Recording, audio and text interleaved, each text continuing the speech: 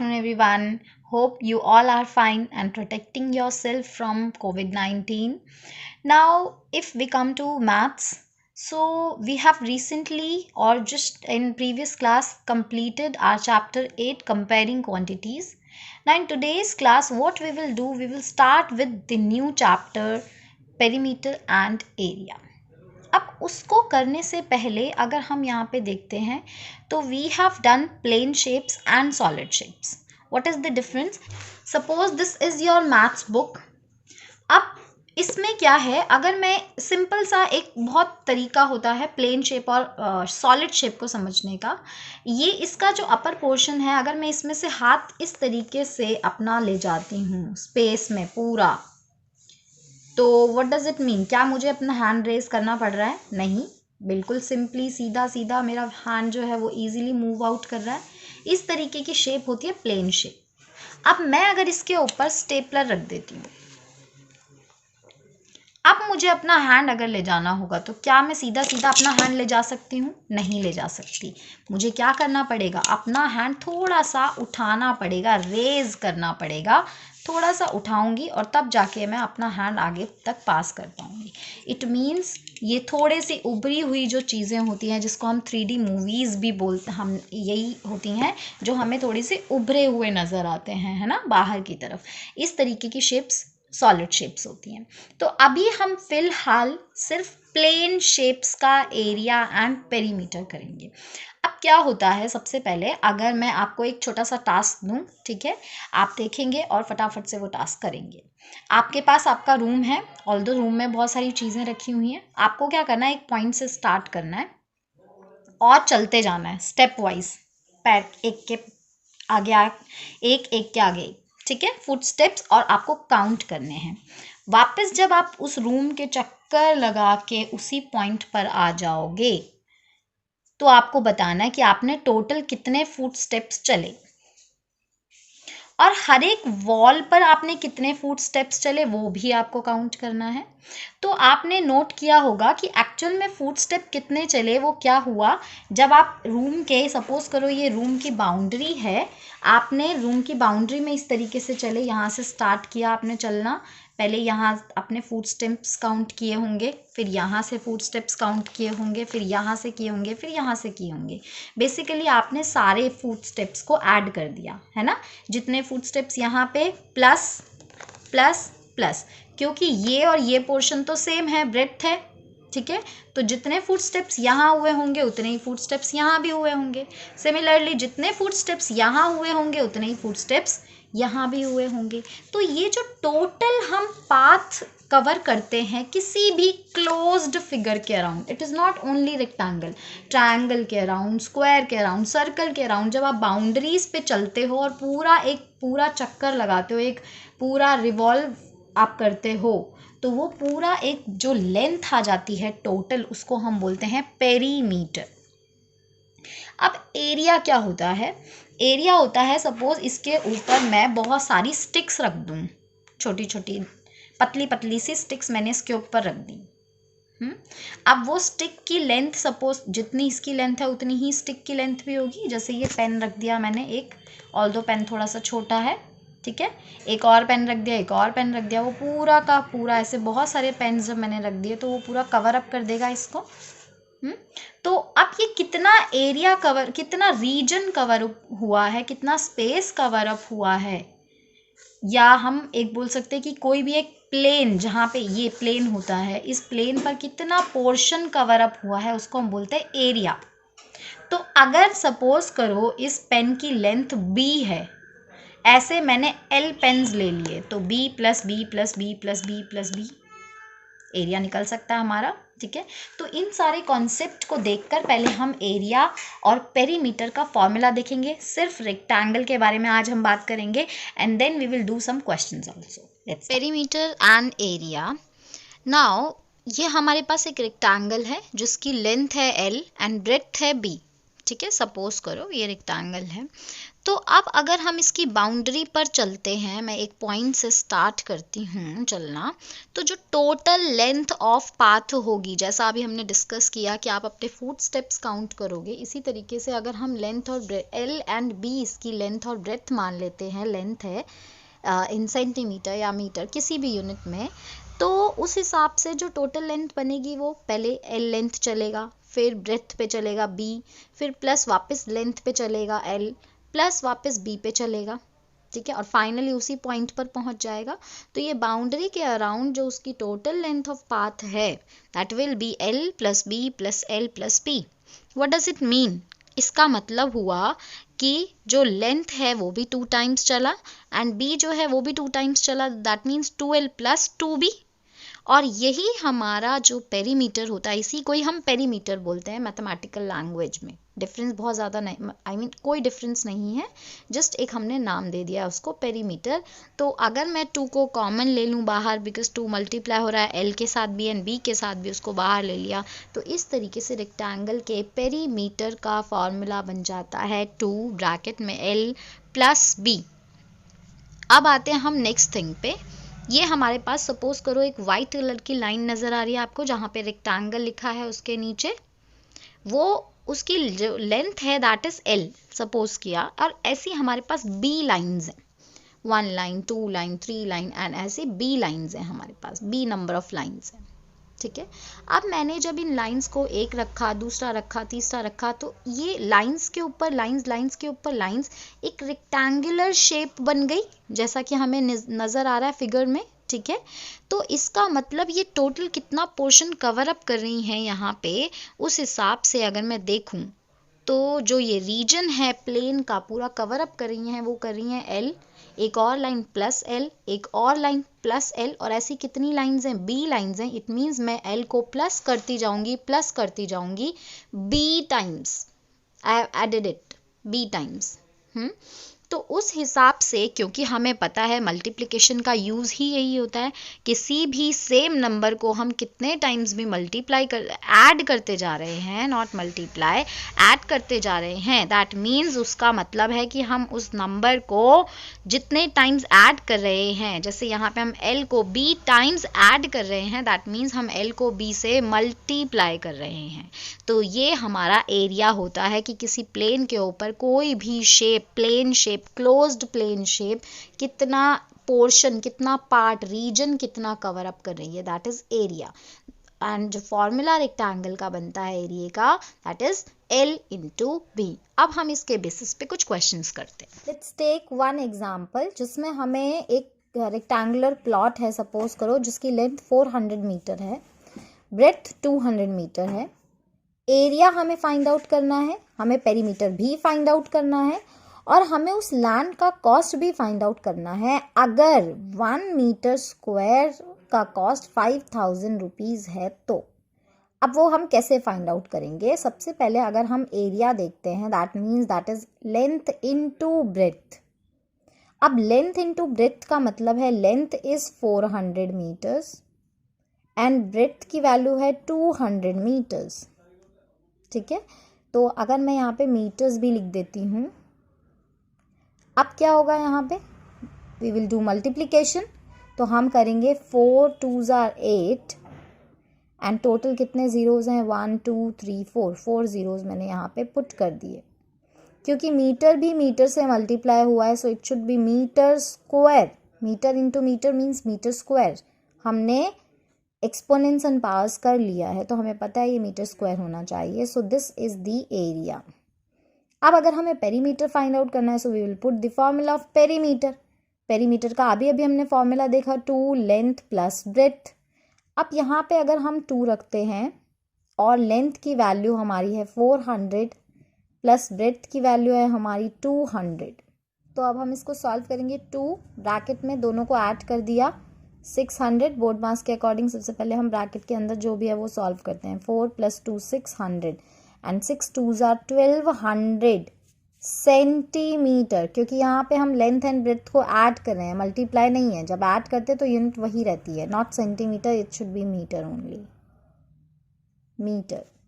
So this is perimeter. अब हमें अगर कॉस्ट फाइंड आउट करना है, हमें पता है कि 1 मीटर स्क्वायर पर 5000 रुपीज़ कॉस्ट है, तो 80,000 मीटर स्क्वायर पर कितना कॉस्ट होगा। ऑब्वियसली हम जो रेट है 5000 रुपीज़ उसको मल्टीप्लाई कर देंगे with the area, it means 80,000 meter square से, तो हमारा टोटल मनी आ जाएगी और टोटल कॉस्ट आ जाएगा। एंड 8 5 40, टोटल कितने जीरोज है, 1 2 3 4 5 6 7, 7 जीरोज और लगा देंगे, 1 2 3 4 5 6 7, this will be the cost of the land.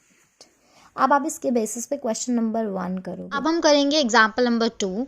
The area of a rectangular sheet is 500 centimetre square. इस बार हमें एरिया डायरेक्टली गिवन है पहले से ही।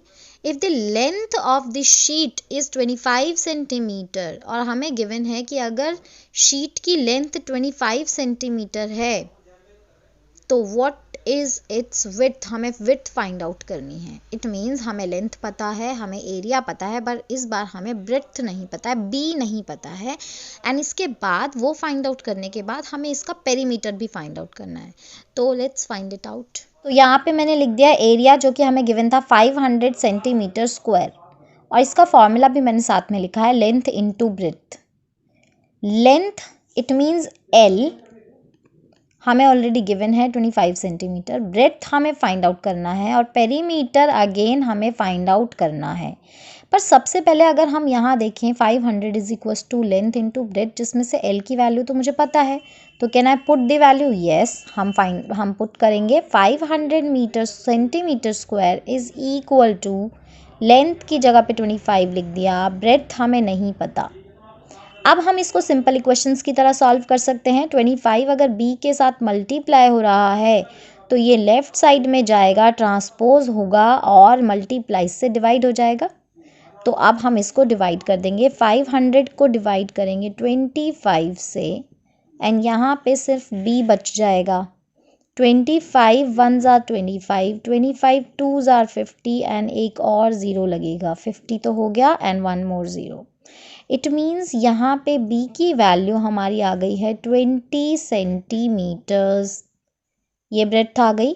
अब हमें इसका पेरीमीटर फाइंड आउट करना है। ब्रेड्थ आने के बाद पेरीमीटर में हम सीधा सीधा फॉर्मूला पुट करेंगे, perimeter is equals to, short में हम p भी लिख सकते हैं, two length that was 25 and breadth that is 20। तो अब हम मल्टीप्लाई करेंगे, सबसे पहले ब्रैकेट में ऐड करेंगे, and 45 into 2 that means 90 centimetre is the perimeter। इसी के अकॉर्डिंग आप क्वेश्चन नंबर 3 करोगे। हम एक्सरसाइज में ही अगर आप देखोगे question number 4 and 7 exactly same है, तो मैं क्वेश्चन नंबर 4 आपके लिए सॉल्व करूंगी और आपको क्वेश्चन नंबर 7 सॉल्व करना है। क्वेश्चन क्या है, the perimeter of a rectangular sheet is 100 centimetre, मतलब एक रेक्टेंगुलर शीट है, उसका इस बार हमें पेरीमीटर गिवन है, एरिया की जगह पेरीमीटर गिवन है 100 सेंटीमीटर, एंड लेंथ भी गिवन है 35 सेंटीमीटर। तो इस केस में हमें ब्रेड्थ फाइंड आउट करनी है। वो कैसे करेंगे, एंड ब्रेड्थ फाइंड आउट करने के बाद, जैसे कि हमें जब एरिया गिवन था तो पेरीमीटर फाइंड आउट करना था, तो इस बार हमें पेरीमीटर गिवन है तो हम एरिया भी फाइंड आउट करेंगे। अब क्वेश्चन नंबर 7 में आप देखोगे तो अगेन एग्जैक्टली सेम है, सिर्फ एक छोटा सा चेंज है। If the breadth of the rectangle is 30 centimetre, इसकी सेकेंड लाइन पढ़ रही हूँ क्वेश्चन नंबर 7 की, दैट मीन्स कि इस बार हमें ब्रेड्थ गिवन है और लेंथ फाइंड आउट करना है।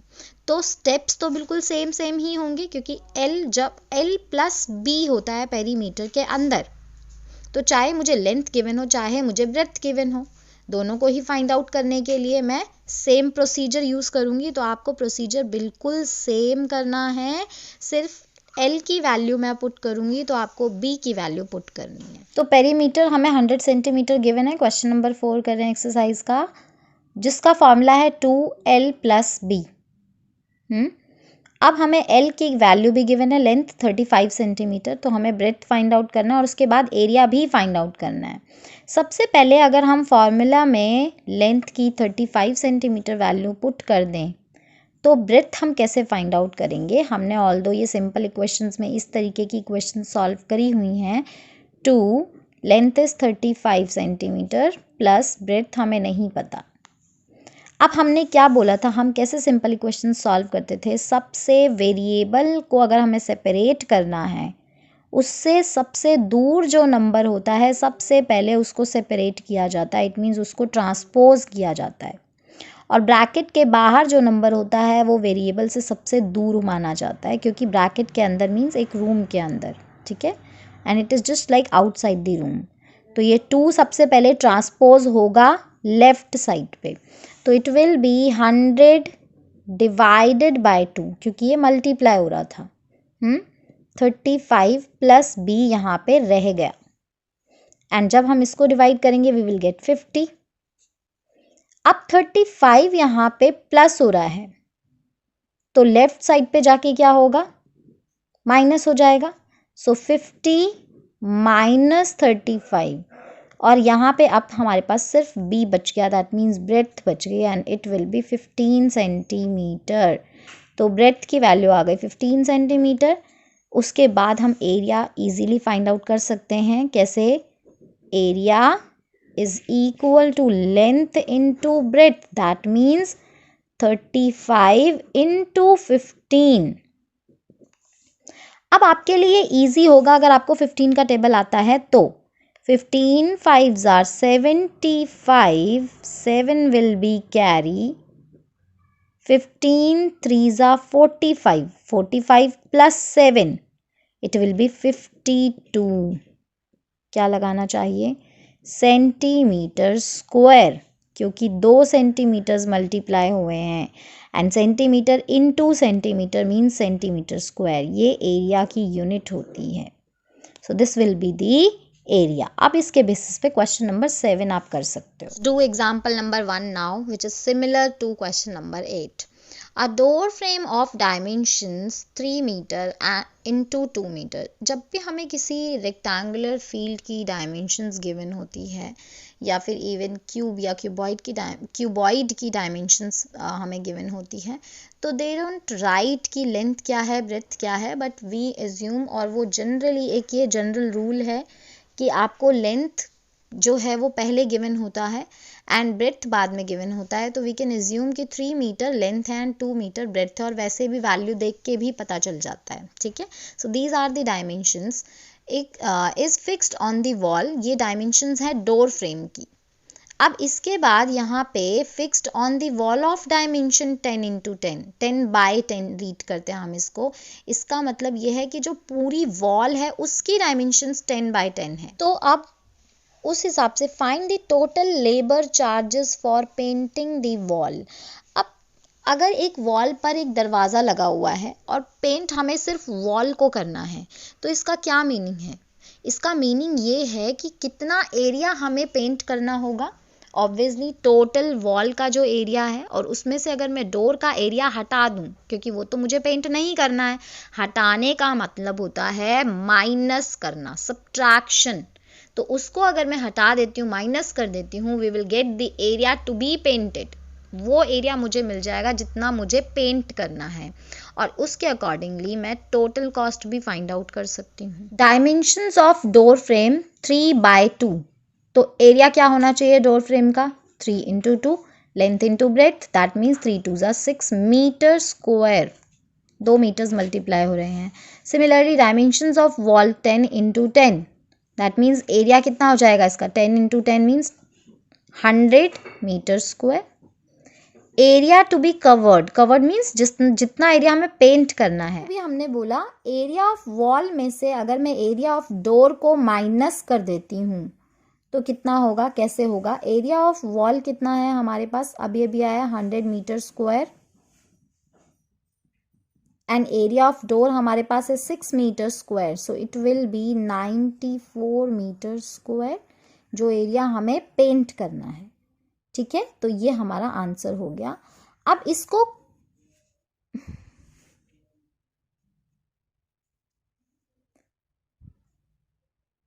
इसको पेंट करने का जो कॉस्ट है, टोटल कॉस्ट, वो कैसे फाइंड आउट करेंगे? हमें पता है मीटर स्क्वायर अब हमें पता है कि जो रेट है 2.50 पर मीटर स्क्वायर है, इट मीन्स 1 मीटर स्क्वायर पर 2.50 खर्चा होगा। तो 94 मीटर स्क्वायर पर कितना कॉस्ट लगेगा, कितना खर्चा होगा, we will multiply it by 94 को 2.50 से हम मल्टीप्लाई कर देंगे मीटर स्क्वायर। अब हमने बोला था मल्टीप्लाई कैसे करते हैं डेसिमल नंबर्स को, we will assume it as a single number और फिर हम इसको क्या कर सकते हैं, मल्टीप्लाई कर सकते हैं। एंड क्योंकि लास्ट में 0 है तो हम 0 इग्नोर करके सिर्फ 25 को मल्टीप्लाई कर सकते हैं 94 से। अब हमें 25 का टेबल आता है इसीलिए वी कैन ईजिली मल्टीप्लाई 25 4 100 होता है, वी विल पुट 1 0, जो लास्ट का 0 है वो तो हम पहले ही पुट कर देते हैं। 25 4 100 का 0 10 will be carry and 25 9s are 225 plus 10 235 हो जाएगा। एंड अब पॉइंट देखो कितने डिजिट से पहले है, 2 डिजिट्स, तो यहाँ पे भी 2 डिजिट से पहले पॉइंट होना चाहिए मीटर स्क्वायर, और we can say not metre square. क्यों? क्योंकि हम कॉस्ट निकाल रहे हैं, so it will be in rupees only. So answer हमारा आ गया 235 रुपीज टोटल कॉस्ट आ जाएगा वॉल को पेंट करने का। अब इसके बेसिस पे आप क्वेश्चन नंबर 8 भी कर सकते